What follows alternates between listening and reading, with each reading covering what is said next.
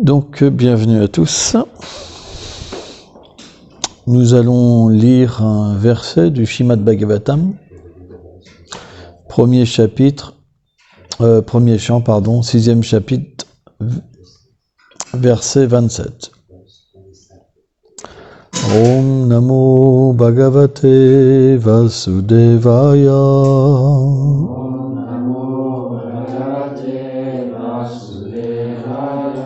Om Namo Bhagavate Vasudevaya. Om Namo Bhagavate Vasudevaya. Om Namo Bhagavate Vasudevaya. Om Namo Bhagavate Vasudevaya.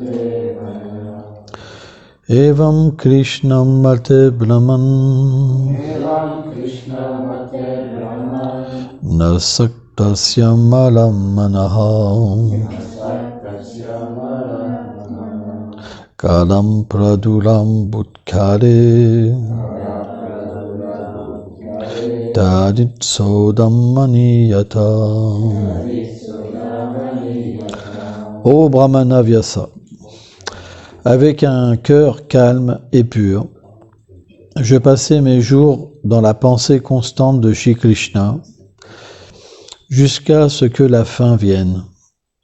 Soudainement, comme un flash de lumière, j'atteignis le corps éternel d'un associé du Seigneur, comme il l'avait dit. Commentaire. Srila Vishvanath Thakur cite Narada.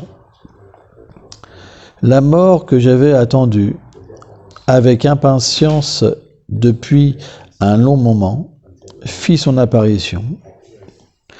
Soudain, la dissolution des corps subtils et grossiers et l'atteinte du corps spirituel firent simultanément leur apparition.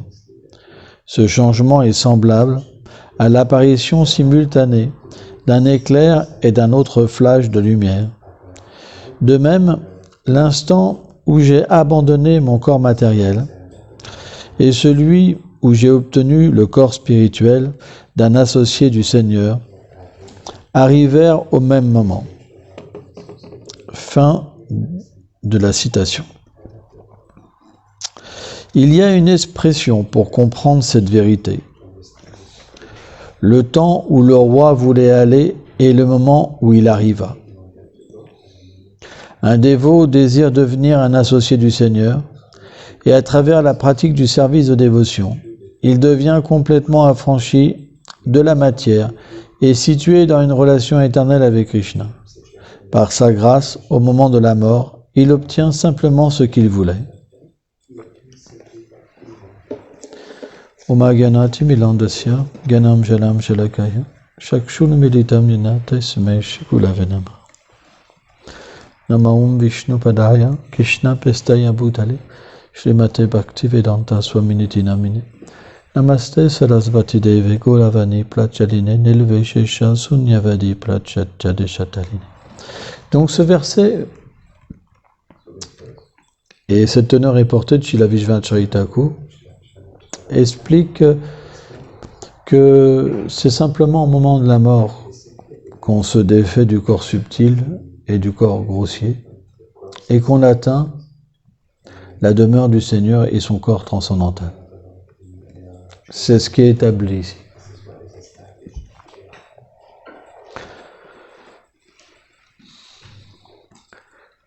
Tant qu'on n'a pas atteint ce niveau,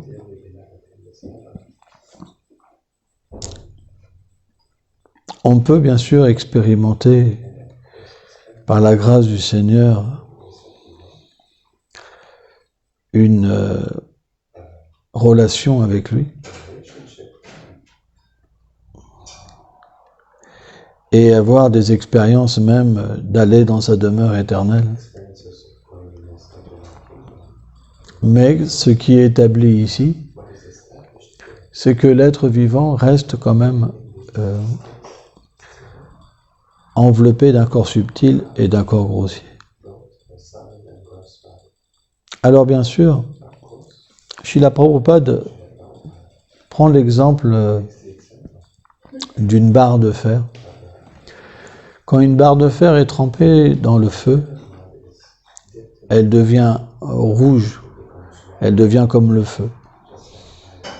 De la même manière, si vous offrez une fleur au Seigneur suprême, puisqu'il n'accepte rien qui est matériel, elle devient spirituelle.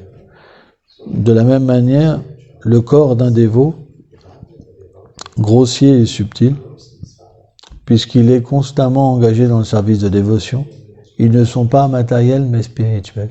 Ils ne sont pas une entrave à leur relation éternelle avec Krishna.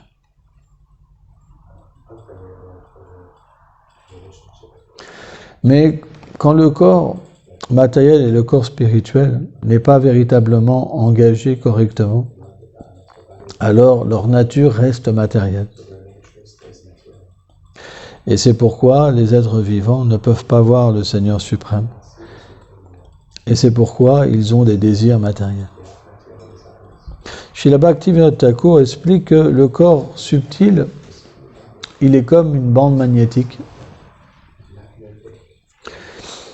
Et cette bande imprègne toutes les samskars, toutes les impressions de nos vies passées et de cette vie-là.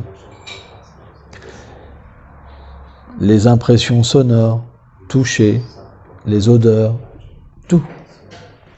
D'ailleurs, quand nous faisons un rêve, c'est ces impressions qui se mélangent et qui nous font voyager. Comme on a été dans toutes les espèces de vie, parfois dans un rêve on vole, parfois dans un rêve on peut être comme un poisson, parfois on peut être très fort, etc., etc., etc. Ainsi, l'être vivant, quand il prend naissance, certains sont attirés par la couleur bleue, certains sont attirés par la couleur noire, d'autres safran. Certains sont très concupiscents, certains sont détachés de la concupiscence. Tout ça, c'est des impressions. Par exemple, on dit le mental peut être notre ami ou notre ennemi. Mais simplement, qu'est-ce que ça veut dire? Ça veut dire que le mental nous projette des choses. Et selon, bien sûr, nos vies passées, cette projection, elle vient sous la forme de semences. Parce que chaque action porte un fruit. Donc en ce moment, selon nos vies passées, on a des désirs qui apparaissent dans notre cœur. Et ces désirs, si on n'a pas cette force spirituelle, ils nous poussent à agir. Ils viennent sous une forme de pensée, on les analyse, ça donne le désir, et après on fait les plans pour agir. C'est pourquoi on doit absolument nourrir l'intelligence. Et l'intelligence se nourrit par la bonne association et d'études. Si on ne connaît pas bien la philosophie, on ne pourra pas discriminer ce que le mental va nous proposer. Le mental, il nous propose plein de choses. Et l'intelligence, elle doit être celle qui dit non, ça c'est pas bon pour ma santé spirituelle. S'il n'y a pas la discrimination, on va le prendre et on va partir. Pire encore, on va prendre les bons conseils pour des mauvais conseils. Parce que c'est la situation du mental, après, de nous faire voir que ce qui est bon pour nous n'est pas bon. Là, il devient un ennemi. Par exemple, on peut se retrouver dans une même pièce et entendre un sadhu parler. Il y en a qui vont véritablement s'unir avec sa parole et en tirer profit, alors que d'autres, ça va les déranger. On a même connu des gens dans le passé que quand ils entendaient un sadhu, ça les choquait, tout le temps. Ils avaient l'impression d'être attaqués tout le temps, tout le temps. Mais qu'est-ce que c'est cette attaque? C'est simplement le mental qui nous dit, là, il est mon ennemi. Et à partir de là, c'est la chute. C'est juste question de temps, c'est la chute. Une fois qu'on est dans cette disposition, qu'on ne peut plus ouvrir notre cœur à la vérité, c'est juste question de temps, c'est la chute. 2 ans, 3 ans, 5 ans, 10 ans, mais la chute viendra. Et après, qu'est-ce que dira le mental? Une fois que la personne elle a chuté, qu'elle est entourée de matérialistes, elle dira, ça c'est le paradis. C'est juste les conséquences. À la base, cette personne n'avait pas nourri assez l'intelligence, elle était trop sentimentale, et quand elle entendait les paroles de vérité, ça la choquait, ça la choquait, ça la choquait, ça la choquait, et à un moment, elle a développé une duplicité, ça veut dire qu'elle s'est construite comme une carapace, en pensant qu'elle avait plus la vérité, elle-même, que les autres. Et à un moment, à force de nourrir cette duplicité, l'association avec des purs dévots n'est plus possible. Et alors elle se coupe. Et elle fait son royaume, où elle se sent correctement bien. Mais dans ce royaume-là, c'est le royaume du mental. Vous comprenez? Pas de l'intelligence vertueuse. À ce moment-là, le mental a réussi à capturer la personne. Et une fois que le mental a capturé une personne, c'est presque impossible de s'en sortir après. Parce qu'on ne veut plus de gourou, on veut plus d'écriture, on veut simplement être le maître et Dieu. Ça veut dire qu'on est prêt, à ce moment-là, à faire des compromis avec tout. Parce qu'on est Dieu. Il n'y a plus personne au-dessus de nous. Mais, une chose qui est importante à comprendre, c'est que même si on pense ça, ça ne veut pas dire qu'on ne va pas prendre les réactions de nos actes. Par exemple, je peux me dire, le feu, j'ai entendu dire que ça brûlait, mais moi je dis que ça ne brûle pas. C'est un peu ça, quelque part. Je me ferais pas mal. Moi, je suis spécial. Moi, je suis spécial. Je peux faire des concessions, moi. Je suis spécial. Ça, c'est la folie. Il va mettre la main dans le feu et il va se brûler. Parce que les lois de la nature sont comme ça. Vous n'avez pas la puissance de les changer. Vous n'êtes pas Dieu. Simplement, Krishna peut faire qu'une chose puisse faire une autre chose. Quoi, que, par exemple, le feu puisse arrêter de brûler. Lui, il peut faire. Il peut faire le jour, de la nuit, il peut tout refaire s'il veut. La preuve, c'est que dans son monde à lui, le monde transcendantal, le mensonge n'est pas mauvais. Dans notre monde à nous, la Terre, elle dit, je peux tout supporter sauf une personne qui ment. Hein? Quand, par exemple, Sukracharya, il a dit à Bali Maharaj qu'il devait mentir pour sauver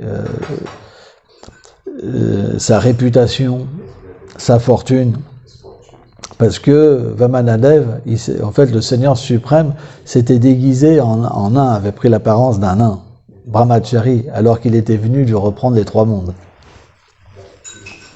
Et Sukracharya, il a pu voir, par la grâce du Seigneur, c'est un arrangement, hein, parce que si le Seigneur veut se cacher, c'est pas possible.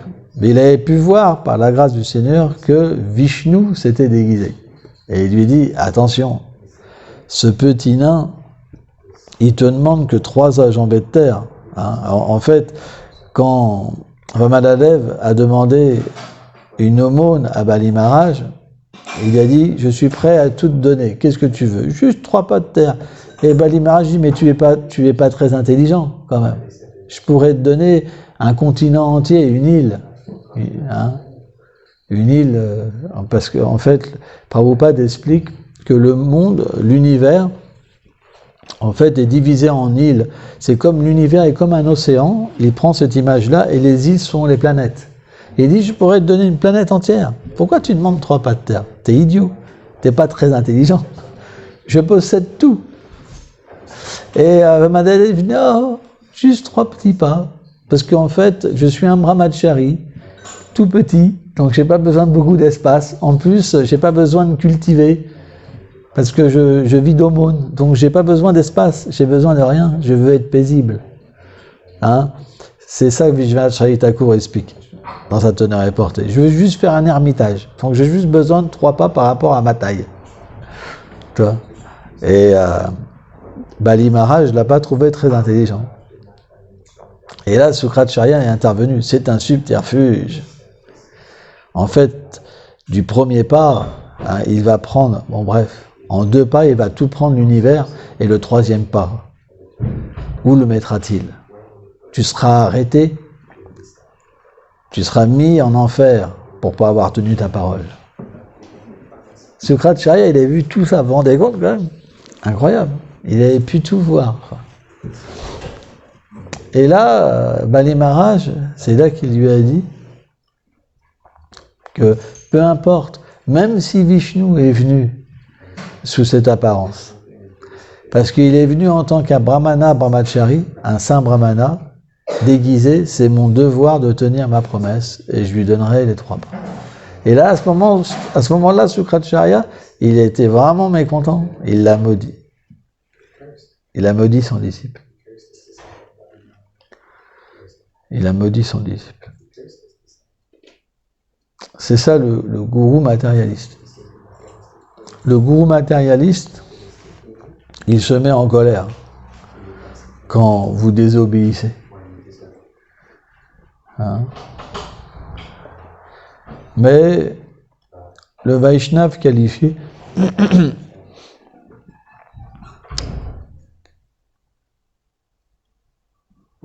il ne devrait jamais se mettre en colère. Il devrait toujours être le serviteur, jamais le maître. Pourquoi Sukracharya s'est mis en colère? C'est parce qu'il pensait qu'il était le maître.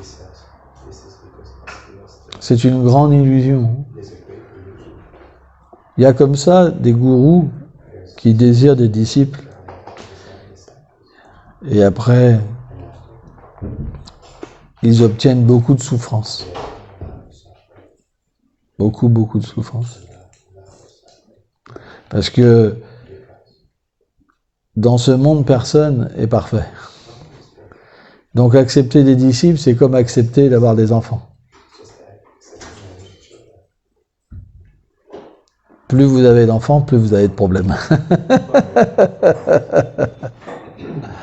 De la même manière, en acceptant des disciples, on accepte beaucoup de problèmes.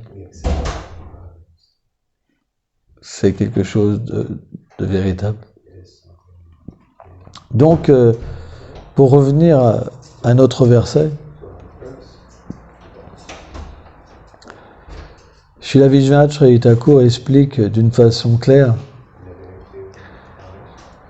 que le Seigneur tient toujours sa promesse.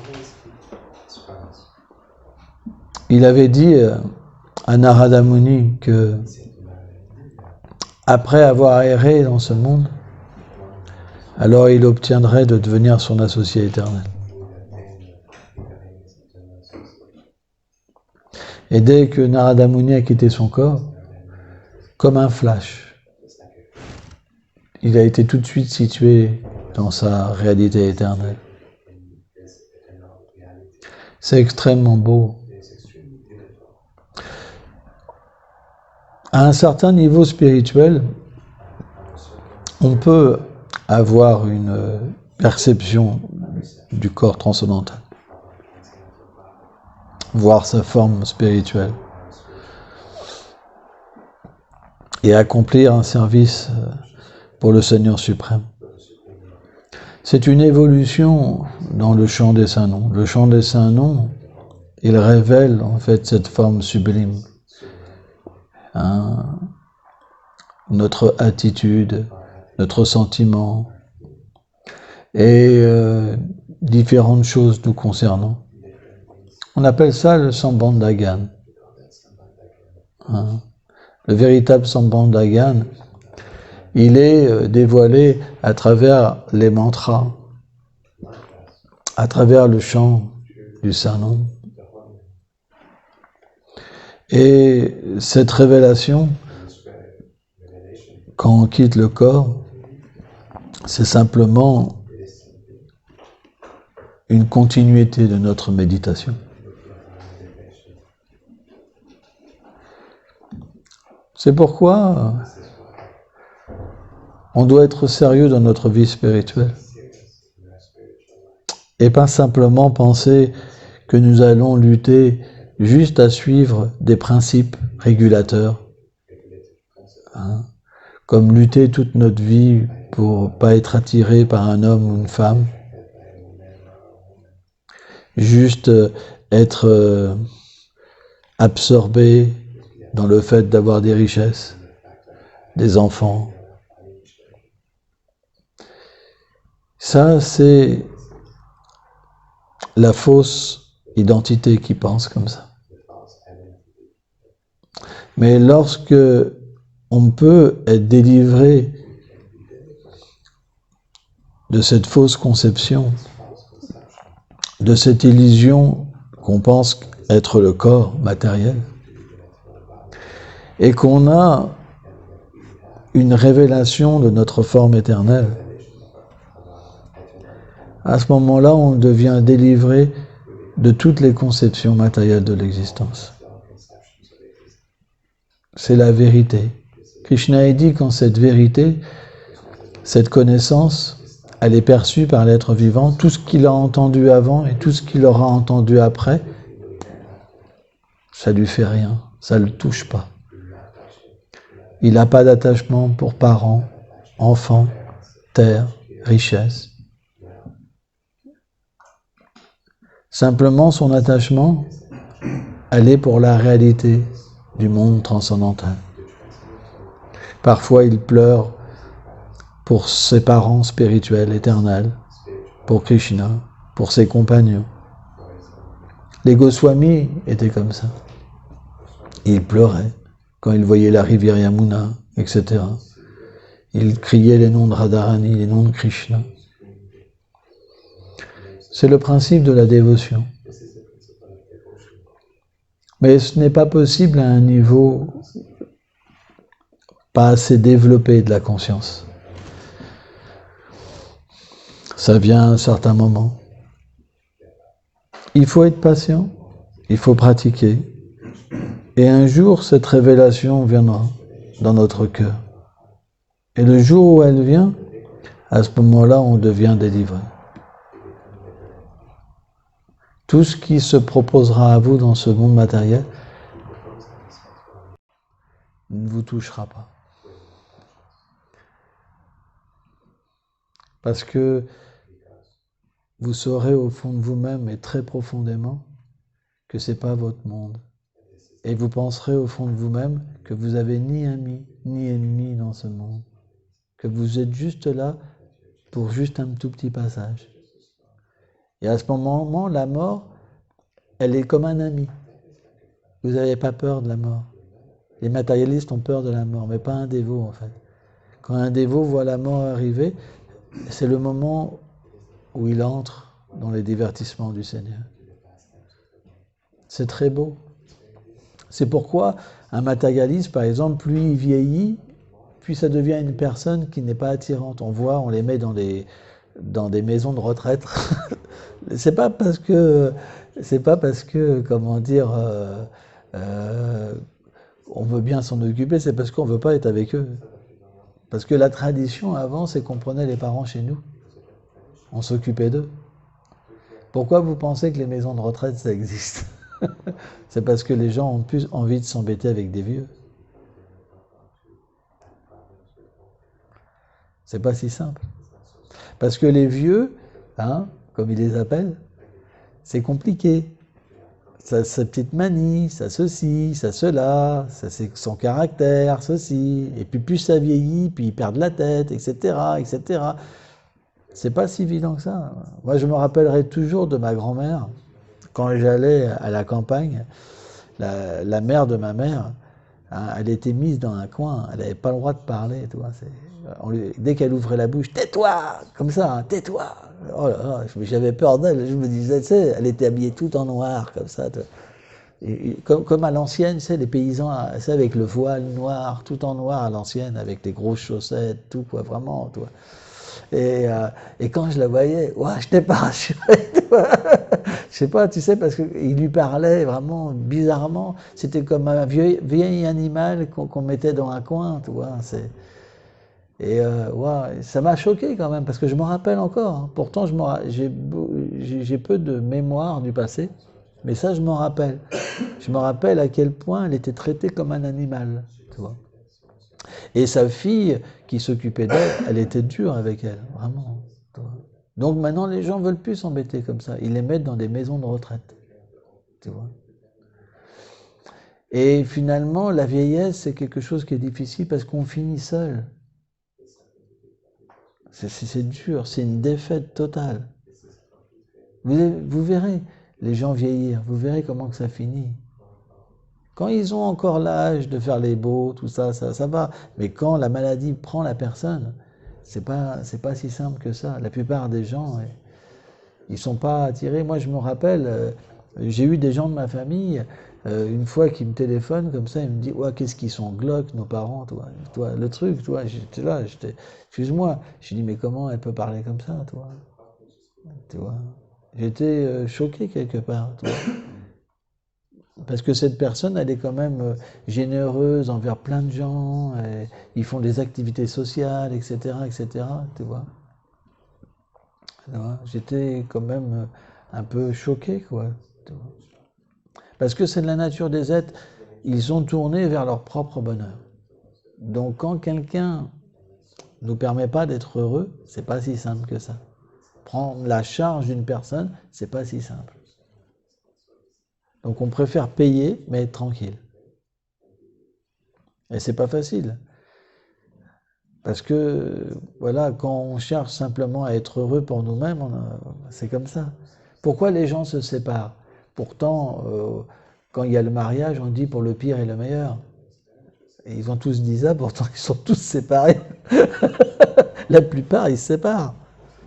Il y en a même il y en a même quand tout allait bien, quand ils étaient pas mariés, une fois qu'ils se marient, ils se séparent. Pour le meilleur et pour le pire. C'est pas si simple. Alors que le Vaishnava authentique, plus il vieillit, plus il est beau. Plus il est attirant. Parce que, comment dire, ça transparaît à travers lui qu'il va atteindre le monde transcendantal. Donc ça devient mais complètement attirant. Plus il vieillit, plus c'est attirant. Parce qu'il est sûr d'atteindre cette demeure. Parce qu'il vit ça à l'intérieur de lui-même déjà. La mort, pour lui, c'est juste un moment où il quitte une apparence externe pour aller, en fait, dans ce qu'il est éternellement. Donc c'est comme une joie. Alors que le matérialiste, c'est une peur énorme, la mort. C'est ça la différence entre une âme réalisée et une âme qui n'est pas réalisée. Parce que celui qui n'est pas réalisé, il ne sait pas ce qu'il pratique, si c'est vrai ou pas. La preuve, c'est qu'on a vu des Vaishnavas, des apprentis Vaishnavas, ceux qui suivent notre voie, devenir des bouddhistes ou devenir des athées ou changer complètement de conception. Parce que tant qu'on n'a pas de réalisation de qui on est, on peut changer de foi. Parce que cette foi, cette fausse foi, hein, elle est liée au conditionnement matériel. Donc, on peut choisir, c'est comme un supermarché, ou par exemple, on va dire un look. Aujourd'hui, je suis punk, demain, je deviens mode, après un rocker, après un hard rocker, un métalleux, après, vous pouvez être, je sais pas, ce que vous voulez, quoi. Hein.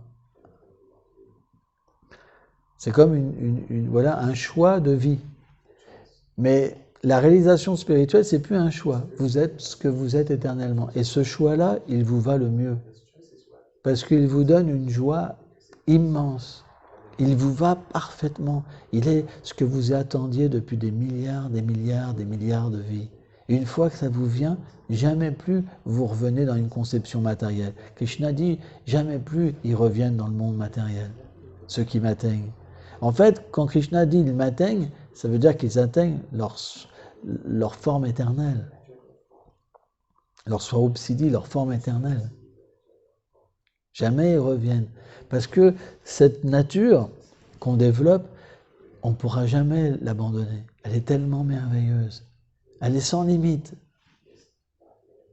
Parce qu'elle nous permet d'être avec Krishna, d'être dans son monde. Il n'y a pas plus haute perfection. Parce que Krishna est l'aspect de douceur. Il est ce Seigneur qu'on peut goûter. Vous comprenez? Pleinement goûter. On peut vraiment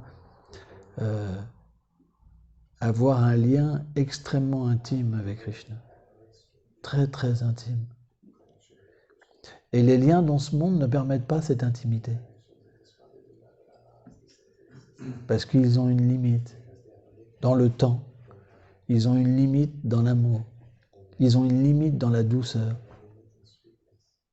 Mais quand on obtient cette forme, alors on obtient aussi comme un pouvoir de pouvoir s'associer, de ressentir des sentiments et de goûter Krishna d'une manière sans limite. C'est pourquoi cette forme, c'est ce que nous voulons. Aujourd'hui, pourquoi nous renonçons au plaisir matériel? Pourquoi nous avons renoncé à la vie sexuelle, à la richesse, à l'intoxication? Pourquoi nous avons accepté que même le monde entier nous rejette? Simplement parce que nous voulons cette position. C'est notre droit de devenir un associé du Seigneur. C'est ça notre but. Il y a un grand dévot du Seigneur disait que l'on peut voir la grandeur d'une personne à son désir. Il n'y a pas plus haut désir. Et Krishna, qui est un Mam Prapadante, il est réciproque avec les désirs. Si ce désir est dans votre cœur, alors tout est réglé. Vous atteindrez toute chose. Mais s'il y a un autre désir dans votre cœur, alors vous reviendrez dans ce monde. Il ne faut pas vous tricher.